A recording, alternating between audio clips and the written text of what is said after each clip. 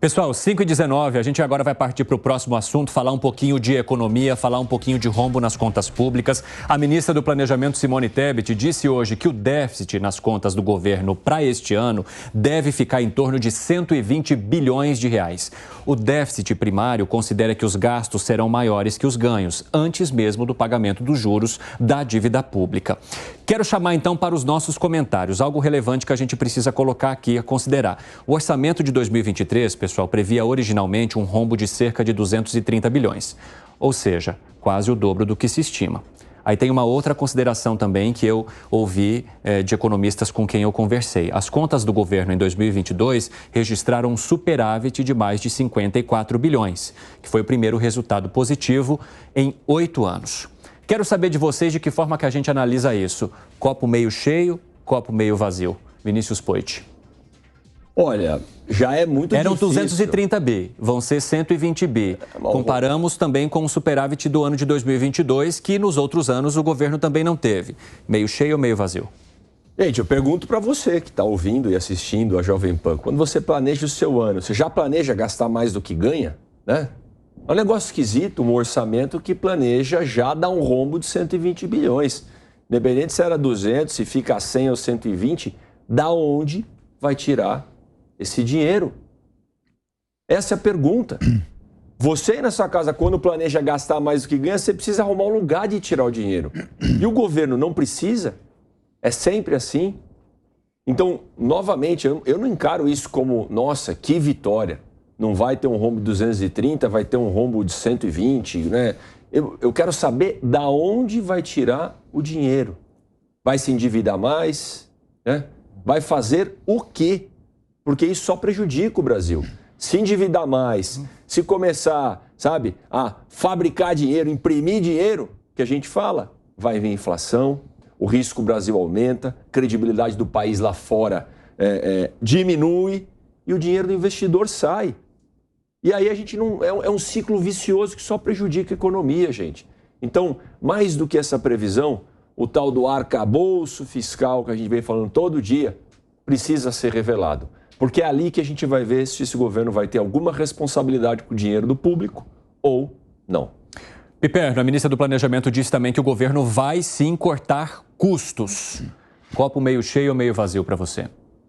Não, por enquanto é um número incômodo. Veja, eu sempre chamo atenção aqui para o fato de que nos 8 anos em que foi presidente, o Lula jamais deu, superávit abaixo de 2%. Aliás, talvez em 2009, quando houve lá a crise lá da Lehman Brothers, ficou em 1 ponto alguma coisa, pertinho de 2%. Então, nunca foi um governo gastador. Aliás, foi um governo que, inclusive, recompôs as reservas cambiais do Brasil, que ele recebeu no zero. Então, quando a Simone Tebet fala isso, é claro que o resultado não é bom. Agora, vamos entender por que também. Veja, Bolsonaro deu déficit em 2019, aí veio a pandemia, o déficit foi lá em 900 e tantos bilhões, compreensível, tinha que atender a população, né? Depois, em 2021, tinha que comprar vacina, uma série de coisas. Em 2022, então, dá esse superávit de 50 e poucos bilhões. Mas é um superávit que eu chamo de extorsão fiscal. Por quê? Porque é um superávit à base do menor salário mínimo da América do Sul, menor do que da Bolívia e do Paraguai, por incrível que pareça. Um superávit à base de congelamento da tabela do imposto de renda, fazendo com que o miserável que recebe um salário mínimo e meio passasse a ser contribuinte do imposto de renda. Veja só onde foi feito parte desse superávit fiscal.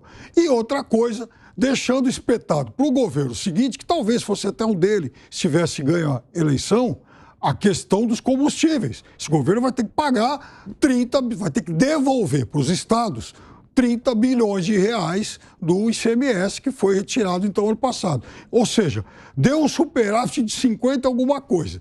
Você tira esses 30, sobram 20 e poucos. Você tira o congelamento da tabela do imposto de renda, congelamento do mínimo, já praticamente zerou isso aí.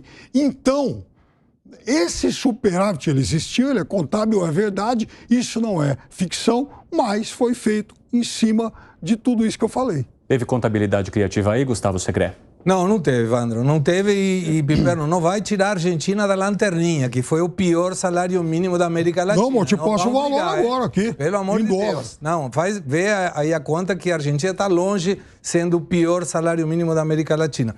Mas uma questão é fato. Imaginemos que, em lugar de ser o governo brasileiro, é uma empresa qualquer. E vem o diretor financeiro e fala para os acionistas: olha, eu calculei que o rombo desse ano ia ser 230, mas agora não, vai ser 106, porque esse 120 é o terceiro número, não é o segundo. O segundo foi 106. Aí disse, mas eu esqueci, os R$18 por cada salário mínimo vai gerar um rombo maior. Então agora são 120. Aí falou, peraí, eram 230, é 106, são 120. Pergunto, a senhora sabe do que está falando? E aí a resposta é, não, porque eu não entendo de planejamento, não é a minha área. Então, eu precisaria aprender um pouquinho mais. Uma questão é fato. Quando você tem um déficit, as contas não fecham. Isso gera um problema muito sério, não para o governo, para todos aqueles que são população desse país.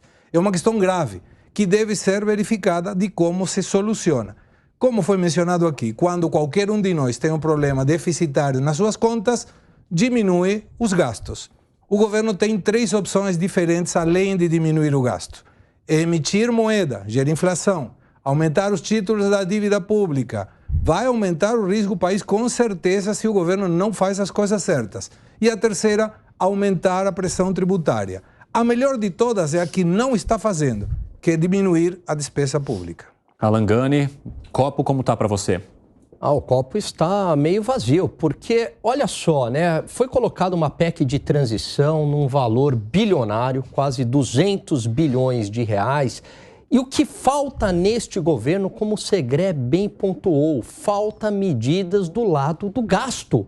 Então, o tempo inteiro ou é medida para aumentar a arrecadação, do lado do imposto, como teve em relação aos combustíveis, ou é tentativa na canetada, mas é querendo gastar mais e não tentando controlar o gasto público.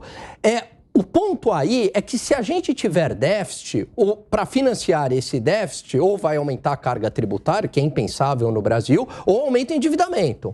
Mas se aumenta o endividamento, já nos coloca numa situação de risco. Isso faz com que os juros praticados pelo mercado, Evandro, subam, o dólar suba, e isso tem efeito para a população, para a sociedade. Então, o papo que a gente tem aqui não é papo chato de economista da Faria Lima, não, de elitista falando, olha, nós queremos responsabilidade fiscal, porque a responsabilidade fiscal, ela favorece principalmente o mais pobre.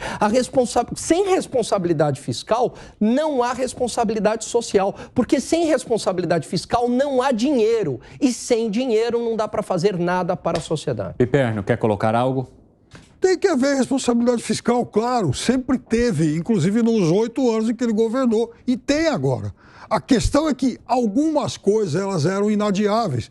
Por exemplo, é justo continuar cobrando imposto de renda de quem recebe um salário mínimo e meio por mês, porque arrumar superávit em cima dessa gente miserável aí é fácil, até porque esses caras não têm lobby no Congresso para defendê-los.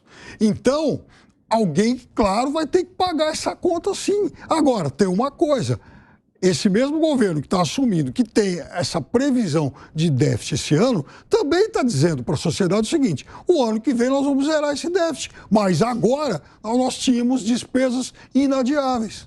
Gani, você estava se mexendo na cadeira, ele quase caiu da cadeira. Eu quase caí da cadeira. Quer dizer, é o mesmo discurso do Lula lá quando assumiu em 2003 a culpa do Fernando Henrique. O ministro Paulo Guedes, ele entregou o país, Piperno, com crescimento econômico quase 3%, inflação relativamente sob controle e superávit das contas públicas. O país mais arrumado. Ele teve que, ele e o Temer também, né? O Bolsonaro e o Temer, enfim, toda a equipe econômica teve que arrumar todo o estrago fiscal gerado pelo PT, no governo Dilma, e que começou no segundo mandato do governo Bolsonaro, nem no segundo, a partir de 2005. De fato, 2003, 2004, porque o gasto subia mais que a arrecadação. O gasto subia mais que a arrecadação. Não informava Ah, não, Foram Piperno, 8 anos de superávit teve fiscal. superávit, mas o superávit foi reduzindo ao longo do tempo, isso é fato. Senhores, calma aí, vamos organizar aqui, porque quem está no rádio principalmente não vai conseguir entender nada do que os senhores estão falando. A Langani apontou o que ele tem para dizer, agora é você, Piperno, por favor. Houve 8 anos de superávit e mais do que isso, recomposição de reservas cambiais, ele foi embora com quase 300 bilhões de reservas cambiais de dólares. E esse governo não aumentou nada. Esse governo diminuiu as reservas. Esse governo que saiu agora diminuiu as reservas cambiais. Não aumentou $1, diminuiu.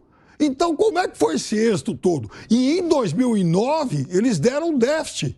Deram um grande déficit fiscal. Em 2020, 2021, não há o que, de fato, culpar o governo Bolsonaro, porque tinha pandemia. Mas sem a pandemia, em 2019, houve déficit e em 2022 fez um superávit à base da extorsão social. Por que não foi cobrar, por exemplo, da Faria Lima? Por que não foi cobrar do bilionário? Teve superávit no governo Lula, não estou dizendo que não teve. O ponto é que foi reduzindo ao longo do tempo. E como é que reduz o superávit ao longo do tempo? Porque foi sim, pode pegar os dados, isso aí eu trago para você. Não, desafio aqui.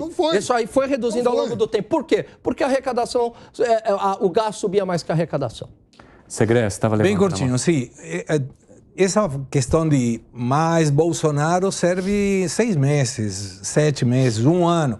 Depois vai ter 3 anos a mais o governo Lula e vai ter que mostrar para que está aqui. Não serve jogar a culpa no Bolsonaro, mas em relação às reservas internacionais, para não confundir a nossa audiência. Tem um ponto que as reservas internacionais não adianta continuar aumentando, porque o retorno das reservas é muito menor e pode ser um custo para o país em função de outros ativos que possam permitir um retorno maior. As reservas servem para qualquer problema que o país possa ter e para garantir uma quantidade de meses de importações. Chegado nesse ponto, não adianta continuar crescendo as reservas porque o país perde dinheiro com isso. Oi, te quer arrematar para a gente continuar falando também de questões econômicas, mais da política monetária? Sim, uma observação, gente, extorsão social, né? Um termo que o Piperno trouxe em outro programa aqui, um termo forte, Piperno. Eu acho que quando a gente segura gastos, quando a gente posterga, né, outros investimentos, a gente está tentando equilibrar as contas, não tá? Todo mundo está no mesmo barco. O Brasil é de 210 milhões de brasileiros. Para mim, extorsão social é quando, de fato, a gente faz a política do pão e circo, que, na minha opinião, é a política que a esquerda sempre fez no Brasil. A população não tem saneamento, 100 milhões de pessoas não têm saneamento no Brasil, não tem coleta de esgoto, 35 não tem água tratada, criança morre de dor de barriga no Brasil por causa disso, e o governo mantém dessa forma. E o governo não está tudo bem, não, vai viajar, vai ter isso, vai ter aquilo, enquanto eles estão extorquindo socialmente, roubando a Petrobras. Caso de corrupção, maior caso de corrupção, segundo a Polícia Federal, o Departamento de Justiça dos Estados Unidos, do mundo, gente. Então, extorsão social é isso, Piperno. Não a hora que a gente tenta equilibrar as contas para que seja bom para todo mundo no país.